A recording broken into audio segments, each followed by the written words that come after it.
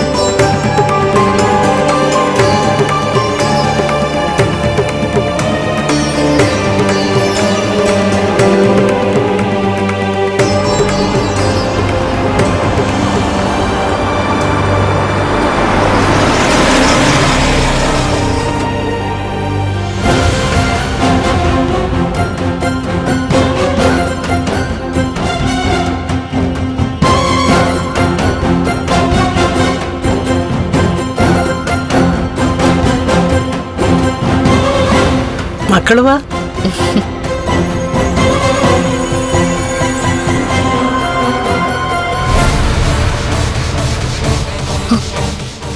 മുത്തശ്ശി നോക്ക്, ആ കൃത്യസമയത്ത് തന്നെ അവളെത്തി.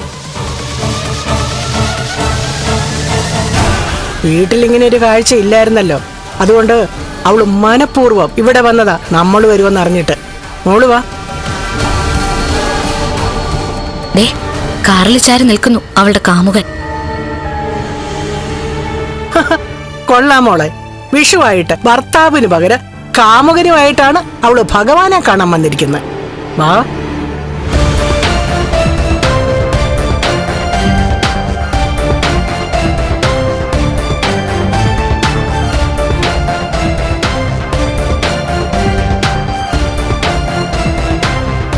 ഹലോ, സുഖം തന്നെയല്ലേ? ആ.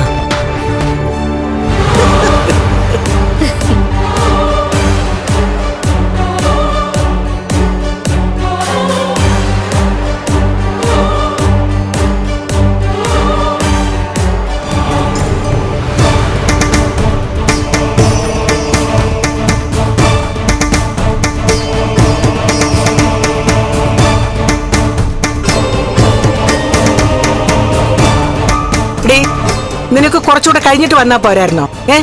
അല്ലെങ്കിൽ ഞങ്ങൾ വരുന്നതിന് മുമ്പ് നിനക്ക് വന്നിട്ട് പോയാലെന്താ?